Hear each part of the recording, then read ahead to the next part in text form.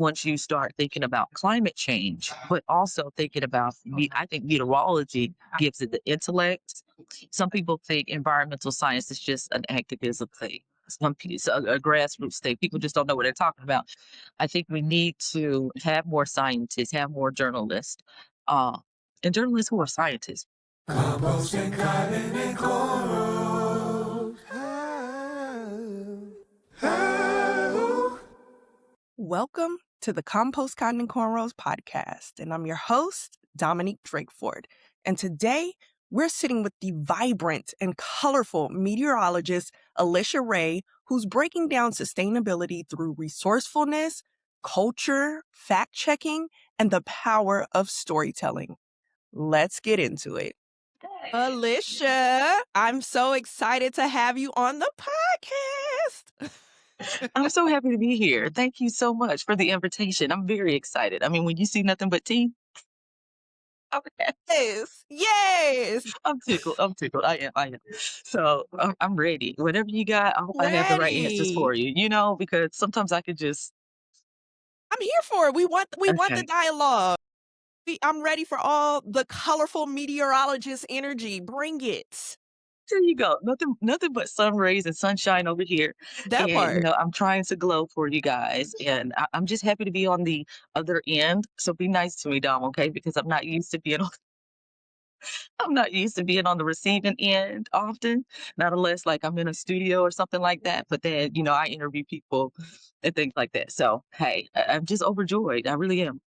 Likewise, you'll be good. Okay. Okay. And I would love to kick it off by having you I define sustainability. I think the standard definition of what sustainability is, not only do people get lost, but it's not to me, it's not inclusive. So for me, I think sustainability is meeting people where they are. And what I think being sustainable is being resourceful. And I like to give an example of, how some people tell you this is the simplest example, don't waste water. If you're brushing your teeth, turn off the water. Okay, that's a small baby step to a larger picture. So what I think about sustainability is taking the baby steps. All right. Being resourceful, okay, knowing what you need and knowing the difference between what you want and utilizing what you have to make a difference. And that's really all that I'm doing. I'm utilizing what I have to make a difference. I'm giving knowledge. I give it to people for free on my social media platforms because I was able to do it. I went to school to become a meteorologist. And so, hey, why am I sitting over here gatekeeping? I'm not going to do that. So for me, sustainability means being resourceful and meeting people where they are. I mean, That's it. meeting people where Thank they you. are, being resourceful. Thank Mhm. you. You're welcome. And oftentimes, even when I was growing up, I didn't understand what it meant, right? I didn't understand. I had to learn what sustainability really means. And then oftentimes, some people who are in the climate advocacy and all this other stuff, they don't really understand what sustainability means. From your vantage point, why do you think that the cultural aspect of sustainability has been invisibilized in the mainstream Mm. discourse? I think, me personally, I think it's because it's been given this title. And it's a form of entitlement around it, right?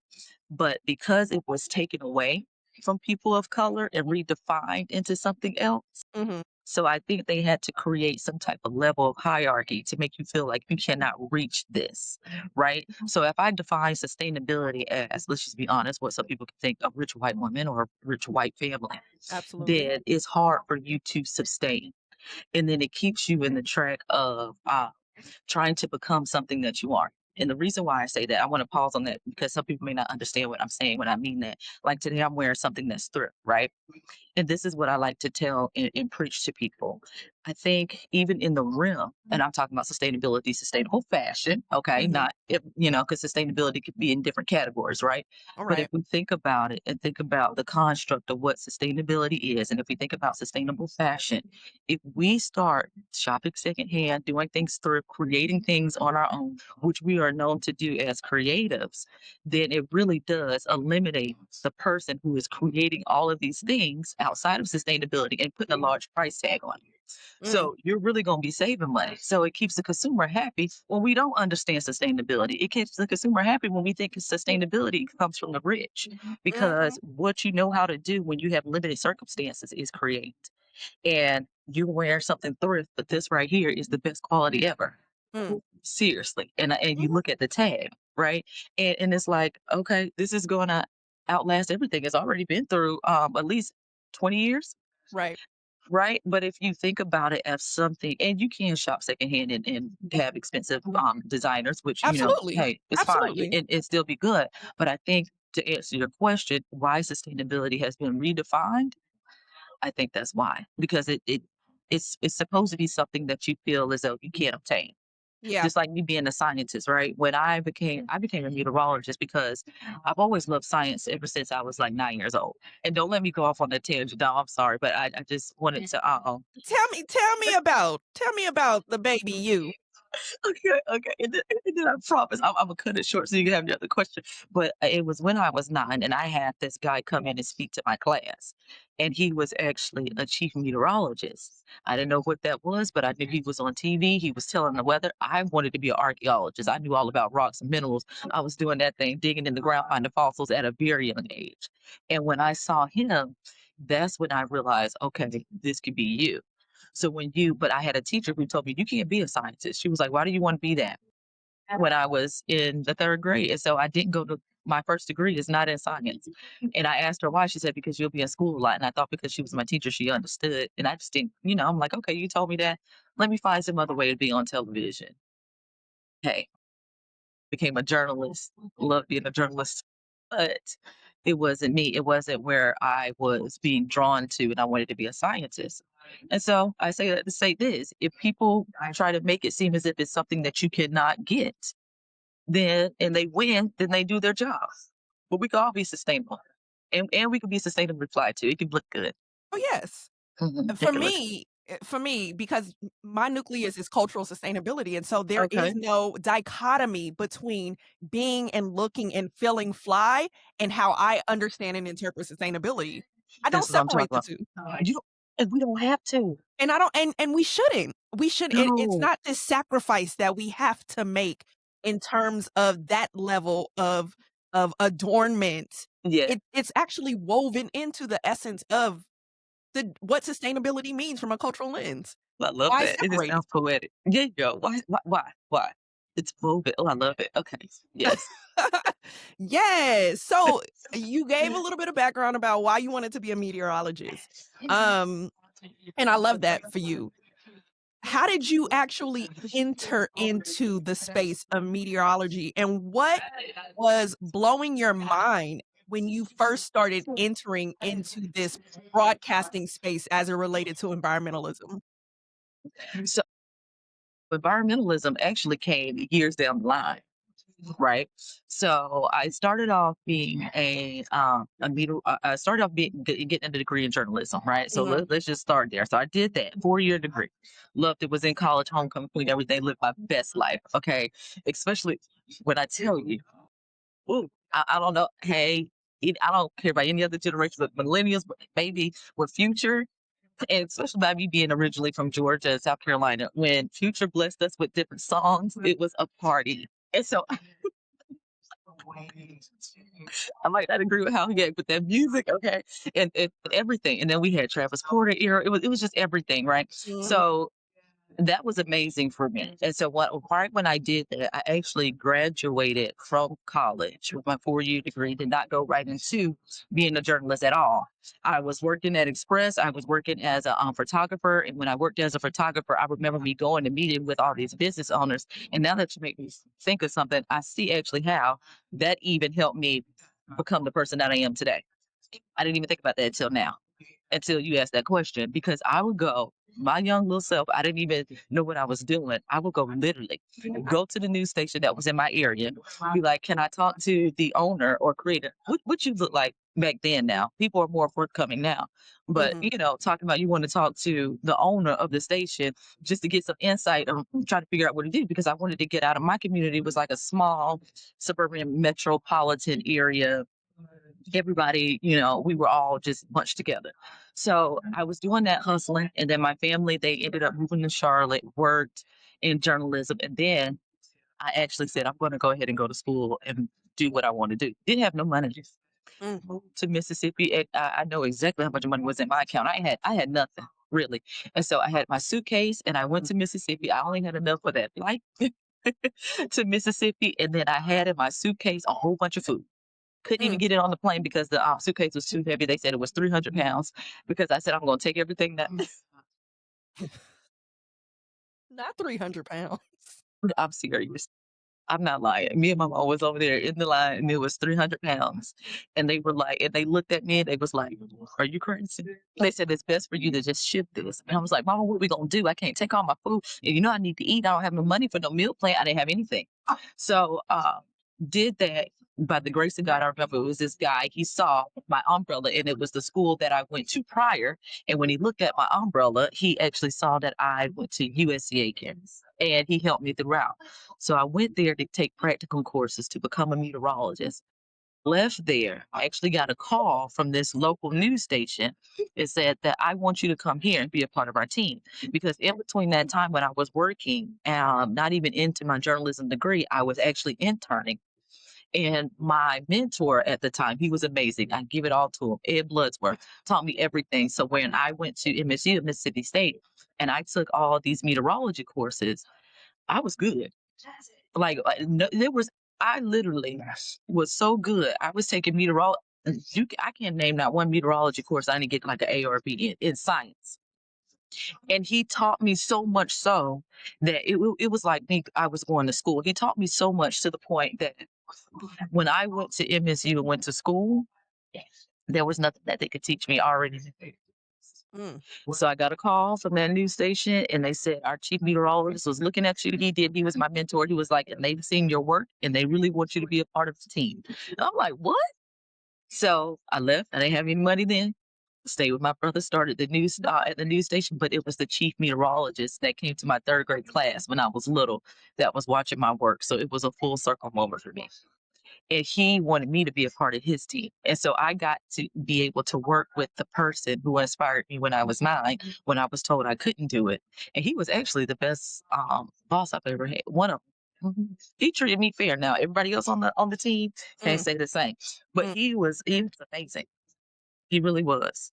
You got me kicking back thinking about things now. You see No, my I love confidence. it because shout out to people who really made a difference in our journey. Yeah. Oftentimes, we have to think about the trajectory of, the courses and the compasses that we've gone Hmm. through, and you're like, "Yo, Hmm. there are people who were real pillars in Seriously. my development." Yeah. And it makes you For real. smile because that's not always the case. It's not always the case. And then I got into environmentalism. So that was actually my second degree, but that was my second bachelor's. And then I ended up getting a master's. And that was where the environmental science came into play.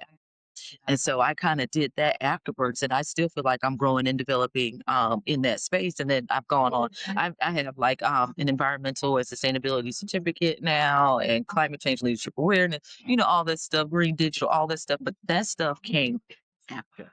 Sure. And I still even feel like, Congratulations. thank you, dog. Flowers. Honestly, Flowers. thank you. Because sometimes people won't give them to you, and then you don't think about it. And I'm like, I don't really give them to myself, but I need No, to. no, no, no, no. I need to I'm a big pause. proponent in giving you Thank your you. tulips when you I are, whether love you're on the to. come up or whether you're thriving, here for giving, especially Black women, their flowers. Thank you, and I receive them, especially them tulips, because I love yellow tulips. That's my favorite. Yes. Yes. What do you feel like is there are you seeing a bridge between meteorology and environmental science and just environmentalism? Like what are these intersection points that you'd be able to share with folks who aren't in the nitty-gritty of either of those? Once you start thinking about climate change, but also thinking about I think meteorology gives it the intellect. And the reason why Mhm. I say that is because some people think environmental science is just an activism thing. Some people, a grassroots thing. People just don't know what they're talking about, but they just don't what they're talking about. The world is going to explode. I think we need to have more scientists, have more journalists, uh, and journalists who are scientists, and actually Mm, scientists that actually step in and say, "Hey, this is what's really happening." right. Or if you don't know, you don't know. I'm quick to tell you if it's something I don't know, because Right. science is always an ongoing thing. But hey, what I do know, I like to share it with you. Right. I really Right. do. to let people know that certain things aren't all in theory. But then I do go to I go to a lot of climate and environmentalist events. And because I am a scientist, I can tell you this, Dom, I do realize that some people are speaking on more or less opinion than knowledge. Yeah. Mm. And so I'm able Mm. to, yeah. And so it's kind of like, okay, all right, now, what are you really Right. telling the people? You know what I mean? Or I know you're fighting for this, but do you see it this way, or this is what it is? Because Right. as a meteorologist, I have to, and I think sometimes it's even hard for me to even talk to people like, sometimes even if someone does have an opinion, it's fine. I can talk to people who have their opinions.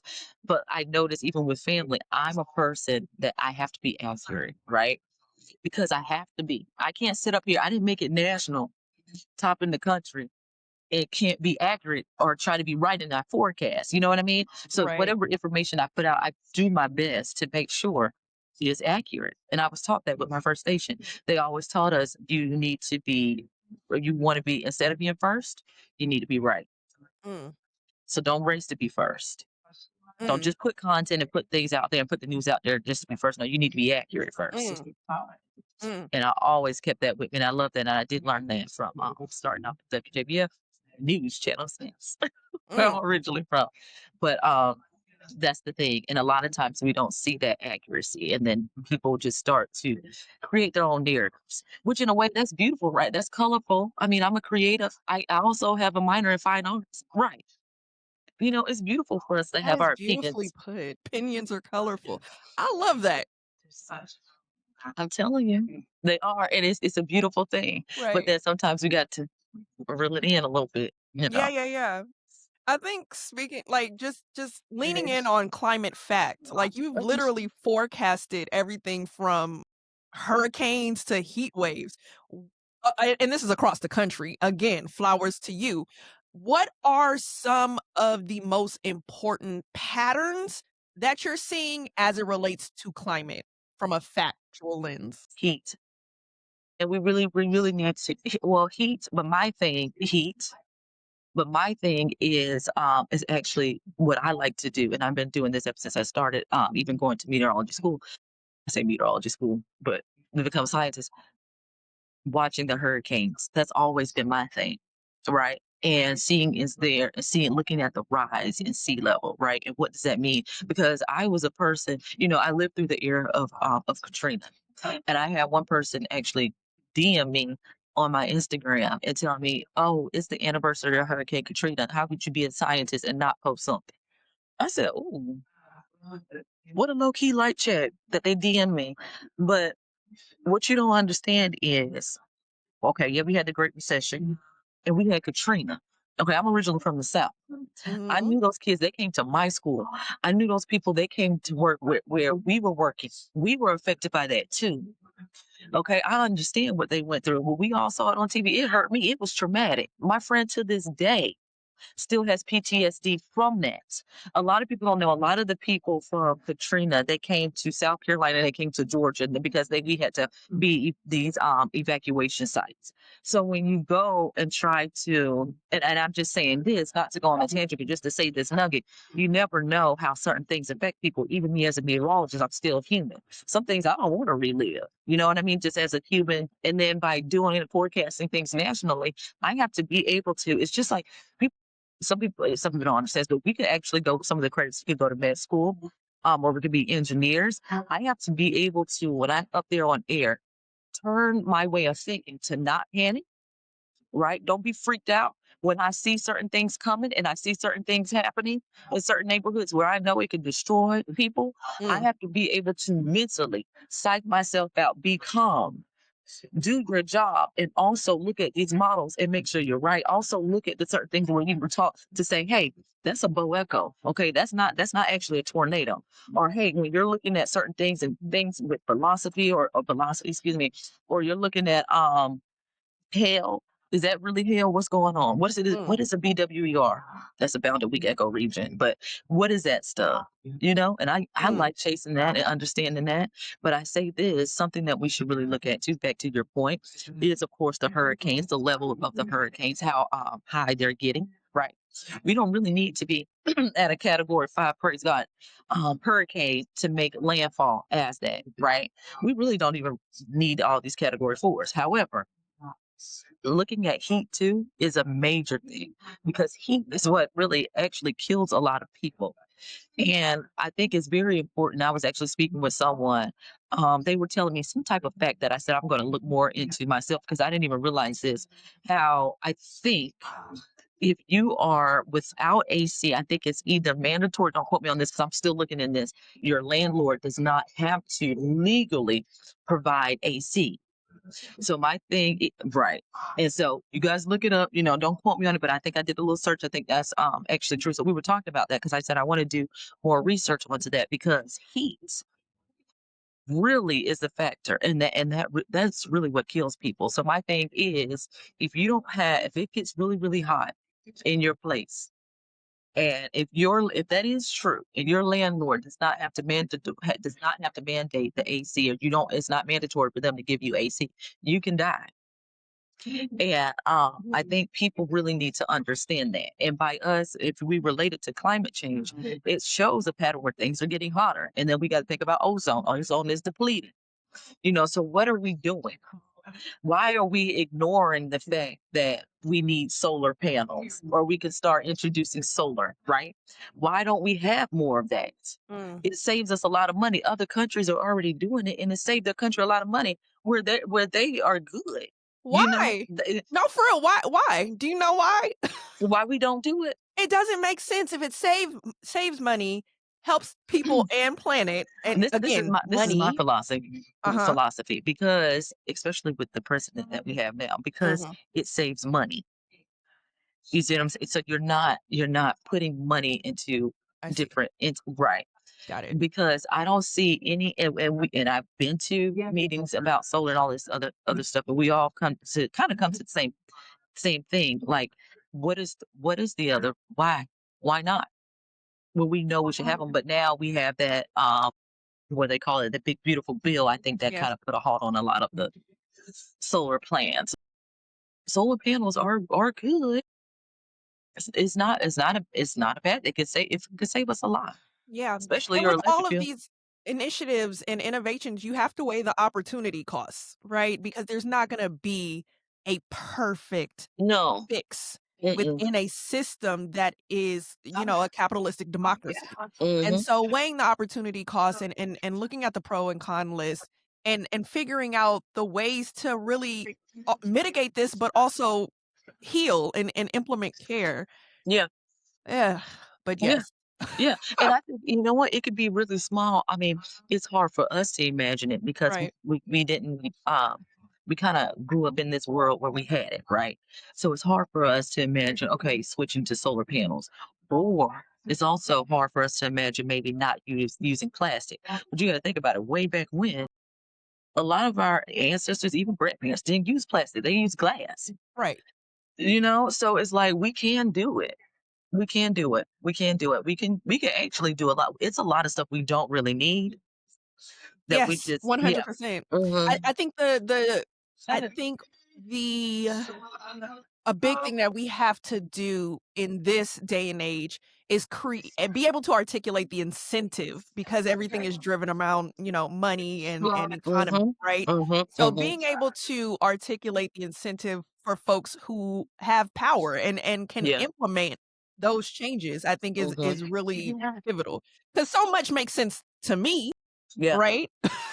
Mhm. And so Mhm. many folks who are impacted, folks on the front Mhm. lines especially, but a big piece, I think a big gap is how do we incentivize this for folks who have the power to dictate um Yeah. the health of people and planetary well-being. And you know what? And I'm glad you said that because this is what I've been thinking about doing. And as our son is just slowly trying to go Illuminous. down. Exactly, our beautiful son. One thing that I've had on my radar is to have more things where just locally Mm, we talk about within, especially Black and brown neighborhoods, just talk about, you know what, how can I lower my electric bill? How can I eat better? Okay, because it's actually I save money when I eat healthy. Healthy eating has saved me a lot of money. And look. In the short run, it saves you money, like in the Yeah, here and now. But then it also saves you money when you mitigate having to go to the hospital. thank you, because it's also saving your life. Right, It's that part. saving your life. Right. So I do get that with my son. There we go. I'm gonna get closer so you can see me because my son ain't Oh, your lighting son me up. went But away. my son went away. There it is. It's just a little bit. But that's what's very important because you save money, you're saving your life, and then you're also saving energy. Yeah. And so, hey, Yeah. we can do Yeah. it. Yeah. It's, Yeah. it's actually very easy. And I know I have people ask me, how do you do it? Or how do you even shop thrift? And I'm not saying every piece has to be thrifted. And I'll say this, and I know this will make people mad. I don't tell people to not shop from not buy fast fashion items. And I know a lot of people are against that. But my thing is too, hello, I've been a person where I didn't have money and I had to go and do, 100%. you know what I mean? 100%. And even still, if you have to go today, I'm not gonna say I might not still have some fast fashion garments. Of If you course. have to do that, mix it up. It's not a one size fit all It's type of not. And thing. that's to meet people where they're at peace. Yes, Right. yes. Right. And then you can't have a conversation about how to consume certain Mm-hmm. things without talking about socioeconomic status, right? And Mm-hmm. talking about these other layers that affect our consumption and our identity and things of that nature. So it's a very layered discussion. But it gets back to your original definition of meeting folks where they are and getting back to being resourceful and taking the taboo out of being resourceful, right? Yes. Dom, did you want to pause? Did you want me to move so you can see me better? Uh, oh, you did get a little Uh-huh. melanated. Yes, because exactly, because I don't think you can see me. Because Yeah, it's let's dark let's in pi here. yeah, let's pivot. Yeah. Is there a Okay. Is that okay? yeah, I think you're Because o this place is naturally dark. So right. when they don't have lighting, it's gonna be like dark, like black in here. Okay. Yeah. Let's So see. I want to make sure we try to get that now, then later. Let's see. Is it here? Okay. You see Oh, how it you're even is? darker. I think you're backlit Uh-huh. now. Yep. Let me see. I'm trying to see Are where the you sun is. if you swing on the other side of the table. That's right. Yep. Yep. There we go. Perfect. Now, yeah, because they don't. There's a lot of light here. Okay. Now we'll be good. Much better.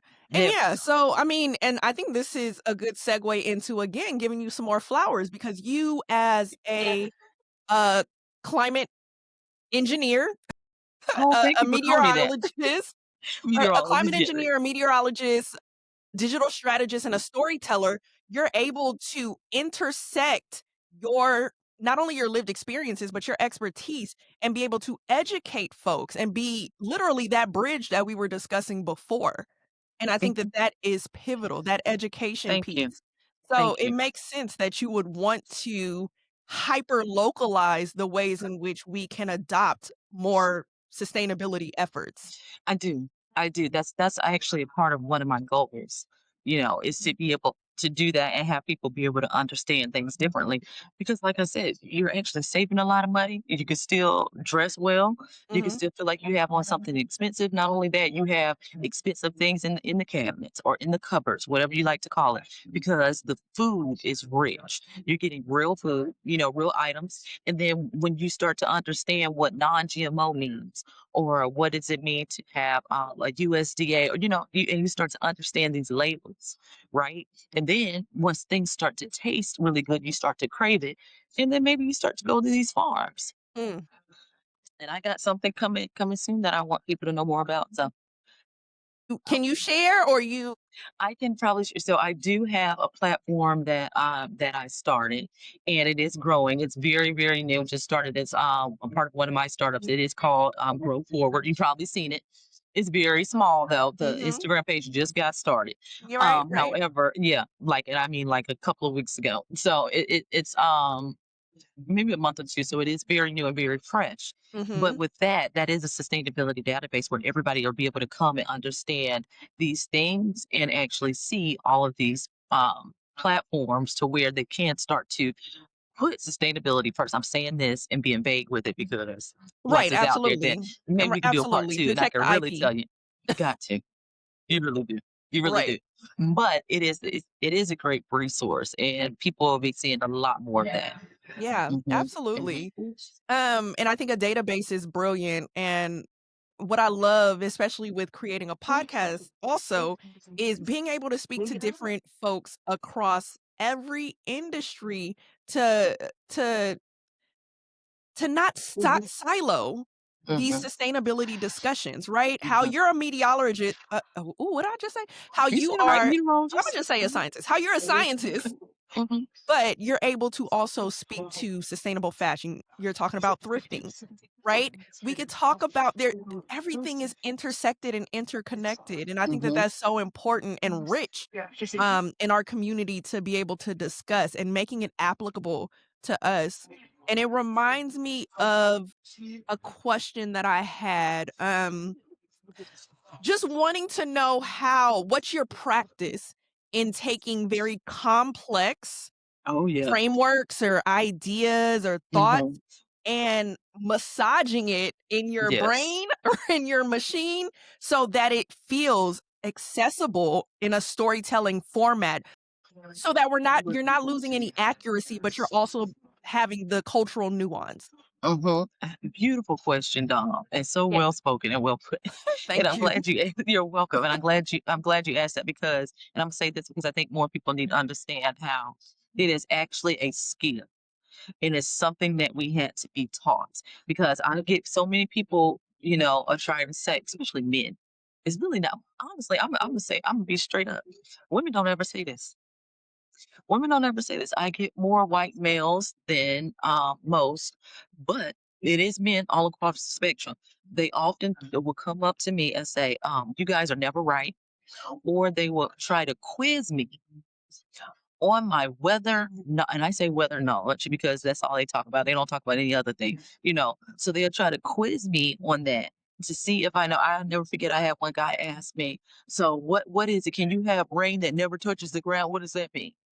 He thought I didn't know, and I was really young. He thought I didn't know. Okay, Virgo. All right, and I know what it is because I had to see that on see it, especially if I'm forecasting or look at radar or whatever.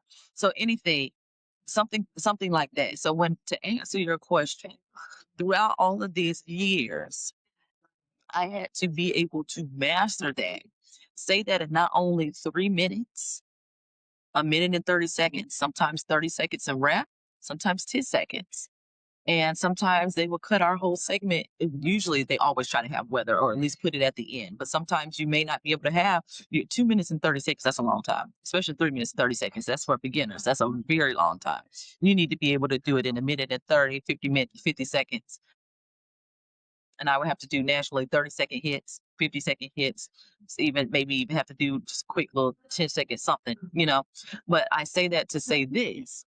When you think about it in those increments, that means all of my knowledge and everything that I've learned, I got to be able to tell you, Dom. I got to be able to tell everybody across our country. And then what I say now is people throughout the world, right? Because people can critique me. And that's one thing that I used to flex because I went through a lot by being the first at many stations and first black female or even first black meteorologist, right? And I worked for top five in the country too. So, and I say this, I wasn't treated, the best all the time. But one thing I always tell people is my forecast, you can't play with it. Mm, So my thing is, I had to be able to be, and I did this for me. I didn't live up to any standard. I was always taught that it's not your fight. You don't have to go in here proving nothing to right, nobody. You right, don't have right, to work right. harder because you like, no, you do your thing. It was me against myself. I wanted to prove to myself that I can do it, right? So when I understood that, I wanted to be good and I love being good because I love what I do. And I was just able to understand like, hey, this is what people want to know, right? And what people want to know is different than your knowledge. That's what people got Mm, to understand. All right. All right. Because people may not want to know that we got what bombogenesis means, right? They may actually want to know is it just going to snow? And that makes you as a meteorologist, you're like, oh my gosh, I remember me going through sometimes like, I want to show my knowledge, especially by me being a woman. Sometimes you want to talk. I want to teach. You're going to be able to teach somebody in 2 minutes and 30 seconds or a minute and 30 seconds where they really mm, don't even care, mm. So you have to make sure you have that you come across as knowledgeable and intelligent right? Especially me, because sometimes that's a challenge for women and for Black women too, or Black people, period. They want to put that on you like you don't know nothing. I actually had a guy come and try to question my education. I had to let him know. Um, but I say it. I say Yes. that to say it's just you really do, and see the thing is, I be feeling like Jasmine Crockett sometimes because it's like even before she was on mainstream, it's like Right. I don't mind letting you know, Right. I don't mind letting you know. So Mm. hey, it is what it is, Yeah. I and love but that. yeah, but you do have to be able to be knowledgeable. Yes, Yes, yes. 100%. And you have a very your voice is so Thank soothing. you, thank you, It thank sounds you. very meteorologist-esque. So, Good. yes, Thank you. Because 100%. I don't want to. I remember one person told me that she actually worked at one of the CBS stations I worked at, and she was like, notice I say work at, I don't say work for. Mm. Mm. I see And the I even said people on intentionality. my team, yeah, people, even Mhm. people on my team, I tell them, we work together. You work Right. with me. You don't work for me. Mm. Mm. I I love always try that. to change that. Yeah, we don't work for people, but you work with me. So together. And so that's why I always say, I know it sounds wrong, like, oh, I work. No, but we don't work for. You know what I mean? I But love that. thank you. And so she would say that though, and I was like, well, I hope I'm not putting you to sleep. And she was like, but Not it at feels like all. okay. No, No, she was like, it feels like soothing, yoga. for me, soothing is energizing. Yes. Yes, soothing is energizing. It's not a lullaby to put me asleep. It actually is electrifying to make me want to learn more and engage and Oh my be better and do better. So I oh, don't know if girl, I you used just the lit my wrong candle. language, but I had to No, clarify what that meant for no, me. thank you. No, Yeah. really just lit the candle up for me. So thank you. Word. Word. Uh, I have a utopia-centered question. If you could create your own dream weather segment, what would that I already be? thought about it. I actually thought about that. I was like, how can I create that for myself? I don't know what's going to happen in the future, but I actually been thinking on this. When they say Mm. God put something on you, Mhm. but if I had my own, we can talk about it in this segment because I thought about it in a different aspect too. It would have climate. We would talk about NJ, which is environmental justice. Mhm. And within that segment, it will be polished because I Mhm. do like having to come studio ready. You Yeah. know what I mean? And it would be, glam because that's just me. I just like that. And I Yes. want people to and however you put things on, you put things on. You know what I mean? Mhm. That don't Mhm. necessarily mean you gotta have heels on. But put that thing on. Yes. Men and women, whatever you do. And I want people to always be able to feel their best and be their best because not oftentimes do you have opportunities to just, dress up. Mhm. And your casual can be the baddest, can be Mhm. fly, it can be nice, it can be the best 100%. thing. Yeah, yeah. So you got the baddest strip on, whatever you want to wear. But that's what would be a part of my segment. And it would be also giving those nuggets, giving Mhm. pieces of knowledge, understanding people. And that's what I want to have come across in my podcast, which is in my AM. And it's growing. It's very new too, because now I have the opportunity to be able to do these things. I didn't have that opportunity because the hours that I worked were so crazy. It was hectic. It takes away from your life. It really does. Mhm. So that's why I wanted to do all this after I made it to where I wanted to go. But I say that to say this, that's NYAM. And the reason why I'm saying it is because it stands for not your average meteorologist. Okay, I was just gonna say, what's the acronym? Got it. And not your Love average it. meteorologist. Love it. Because I'm not. And I've actually had people, I even had a guy that wanted to go out on a date with me. And he said he was nervous because he didn't know how to speak to me because I was a meteorologist. And I'm like, you know what? Good. We You better have the come same correct. language. But I was like, I'm not gonna be talking about. I'm not gonna be. You're right though. You really do. They really do need to come all the way correct. But the thing about it, okay, the thing about it, I'm like, I'll be able to have the same conversation with you. We don't have to talk about science. I mean, it's things Right, that you right, love at home, absolutely. dog. You don't have to.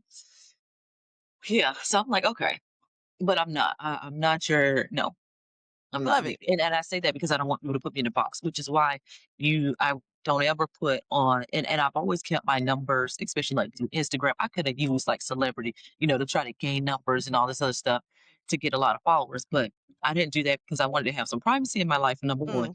Want to Mhm. still be able to have fun because I know how this industry is. They snoop, they go through Mhm. your Instagram stories. They do everything, to try to have something on you. But I've also always wanted to not have wherever I worked, because notice I don't say that a lot, be my image, because Right. people would put that on you, and I have it all the time.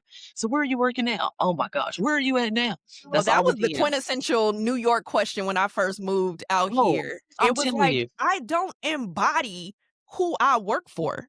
Do people understand exactly. that? Do they they don't. And that's why, They don't. You're right. They they don't. don't. They don't. And what I want people to get and gain to, and people who are coming up and who are establishing their careers and getting into their careers too, is to understand that your yes, it's beautiful to have a career. Mhm. But my job, that did not define me. Where I work, yes, I was happy to make it there. Yes, I was. Yes, I was. But just because it is the dream job, if I leave, I'm gonna be okay Mm. because I'm the creative. I brought that to the table. And I think people have to understand, and my friend made me understand this when he said he was like, he was on a job interview. And I was like, did you get the job? I know you really want the job. You want to be a pilot. He was like, no, but that's their loss. And that right there stuck to me with me because it's the thing about it is you have to know your worth. They're not just seeking you. It could be, how we had DEI, whatever. That's part of it. But they also know that you're good at the job and you can do the job Yeah. and you And can be that's why phenomenal too, doing it. if you're thinking about traditional job interviews, when it's Thank you. time at the end to ask questions, you're interviewing them as Yeah. well. Okay? Let me interview you to see if y'all are worthy to have me at your Look, organization. they should. Exactly. Let me see how you coming through. That What you part. coming with? Okay. That part. That part. That's so funny. That's true. And they always, get a little trippy when you kind of switch it up. But that's true. And so you know your word. And so I'm like, no, I'm all right. And I actually even stopped answering questions like that. Because it's like, but I'm always, and I am a meteorologist and hey, you ain't gonna take it from me. That part. But I'm not your That average part. meteorologist. I love it. I love the pod, and I cannot wait to tune in. But Thank Sister Ray, Okay. thank you so much You're for welcome. just the colors that you're bringing to the science space. Like, Thank not you. only are you like a bomb as digital storyteller and strategist and just climate knowledgeable, I just feel like your approach and your presence is so needed in this space, and your style is so needed in this space.